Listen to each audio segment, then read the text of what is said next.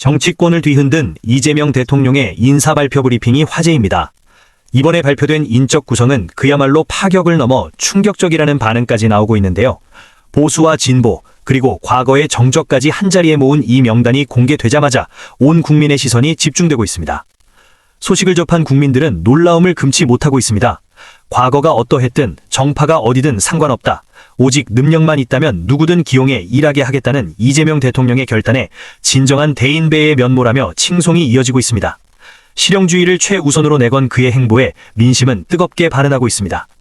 일부 국민들은 이번에 발탁된 인물들을 향해 대통령이 이 정도 판을 깔아줬으면 이제는 정말 똑바로 일해서 그 은혜를 국민에게 갚아야 한다며 엄중한 감시와 기대를 동시에 보내고 있습니다.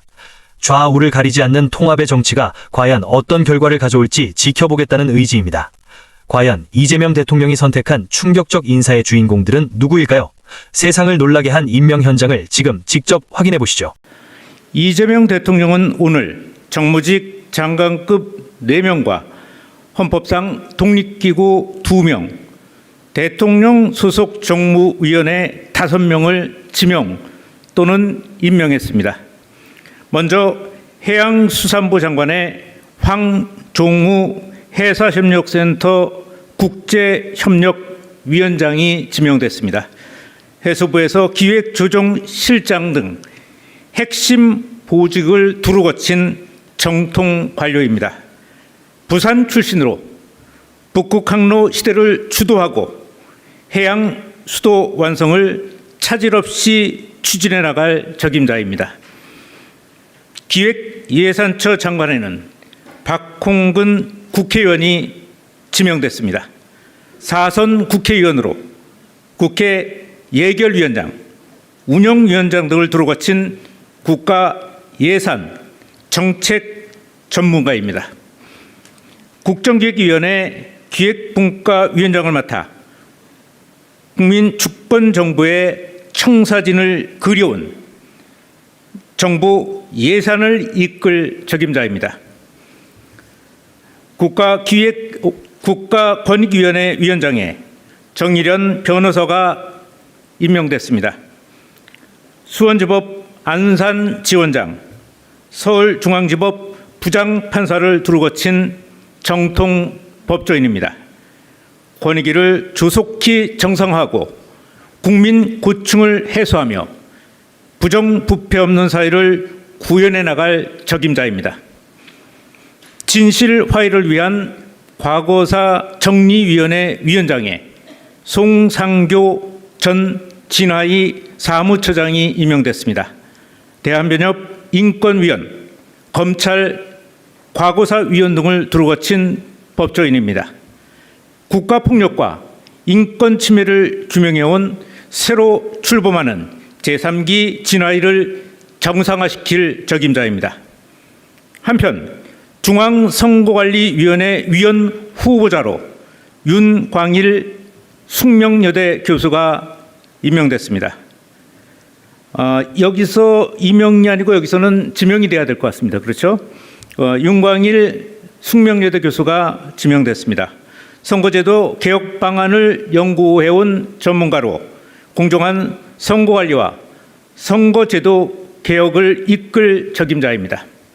역시 중앙선거관리위원회 위원 후보자로 전현정 변호사가 지명됐습니다. 서울중앙지법 부장판사 등 20년 넘게 법관으로 재직해온 민주주의의 근간인 선거관리의 신뢰를 높일 적임자입니다. 마지막으로 대통령 소속 정무위원회 정부위원회 인사입니다. 규제합리화위원회 부위원장에 남궁범 S1 고문이 임명됐습니다.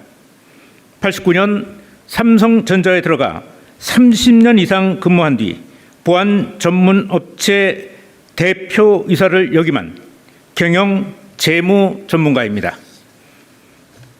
또 규제합리화위원회 부위원장에 박용진 전 국회의원이 임명됐습니다.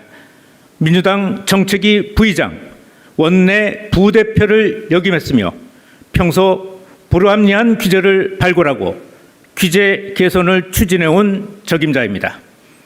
역시 규제합리화위원회 부위원장에 이병태 카이스트 명예교수가 임명됐습니다. 기술 창업, IT 경영 전략 등 다양한 분야에서 학술활동과 사회활동을 이어온 규제개혁 전략을 이끌 전문가입니다. 한편 기본사회위원회 부위원장에 강남은 한신대 명예교수가 임명됐습니다. 경제 기본권과 사회 형평성을 연구해온 기본사회 정책 방향을 설계할 적임자입니다. 한편 국가생명윤리심의위원회 위원장에 김옥주 서울대 의대 주임 교수가 임명됐습니다. 한국생명윤리학회장, 대한의사학회장 등을 거친 생명윤리에 관한 정책 방향을 제시할 적임자입니다. 11분 모두 장관급은 아니고요. 일부는 부총리급도 있다고 합니다. 그래서 장관급 또는 일부 장관급 이렇게 좀 정정을 해야 될 것 같습니다. 이재명 대통령이 진정한 대인배라고 인정하신다면 좋아요와 구독 정중하게 부탁드리겠습니다.